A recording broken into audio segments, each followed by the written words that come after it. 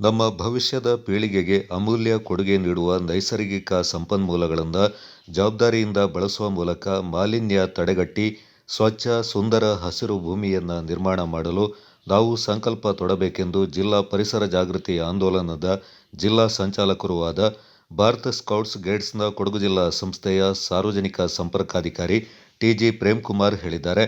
ಜಿಲ್ಲಾ ಶಾಲಾ ಶಿಕ್ಷಣ ಇಲಾಖೆ ಮತ್ತು ಸಮಗ್ರ ಶಿಕ್ಷಣ ಕರ್ನಾಟಕದ ವತಿಯಿಂದ ಕುಶಾಲನಗರ ಪಿಎಂ ಶ್ರೀ ಸರಕಾರಿ ಮಾದರಿ ಪ್ರಾಥಮಿಕ ಶಾಲೆಯಲ್ಲಿ ರಾಷ್ಟ್ರೀಯ ಹಸಿರು ಪಡೆಯ ಪ್ರಕೃತಿ ಇಕೋ ಕ್ಲಬ್, ಶಾಲೆಯ ಗೈಡ್ಸ್ ಘಟಕ ಹಾಗೂ ಕೊಡಗು ಜಿಲ್ಲಾ ಪರಿಸರ ಜಾಗೃತಿ ಅಭಿಯಾನದ ಸಂಯುಕ್ತಾಶ್ರಯದಲ್ಲಿ ನಮ್ಮ ನಡೆ ಹಸಿರೆಡೆಗೆ ಪರಿಸರಕ್ಕಾಗಿ ನಾವು ಮಕ್ಕಳ ಪರಿಸರ ಸಂಭ್ರಮ 2026ರ ಜಾಗೃತಿ ಅಭಿಯಾನದಡಿ ವಿಶ್ವ ಪ್ರಕೃತಿ ಸಂರಕ್ಷಣಾ ದಿನ 2026ರಲ್ಲಿ ಗಿಡ ನೆಡುವ ಮೂಲಕ ಚಾಲನೆ ನೀಡಿ ಅವರು ಮಾತನಾಡಿದರು. ಪ್ರಕೃತಿ ಸಂರಕ್ಷಣೆ ಮಹತ್ವ ಹಾಗೂ ಪರಿಸರ ಸಂರಕ್ಷಣೆಯಲ್ಲಿ ವಿದ್ಯಾರ್ಥಿಗಳ ಪಾತ್ರ ಕುರಿತು ಪರಿಸರ ಮಾಹಿತಿ ನೀಡಿದ ಅವರು, ನಾವು ಮುಂದಿನ ಉತ್ತಮ ಭವಿಷ್ಯಕ್ಕಾಗಿ ಪ್ರಕೃತಿಯನ್ನು ಉಳಿಸುವ ಮೂಲಕ ನಮ್ಮ ಭವಿಷ್ಯವನ್ನು ಭದ್ರಪಡಿಸಿಕೊಳ್ಳಬೇಕೆಂದರು.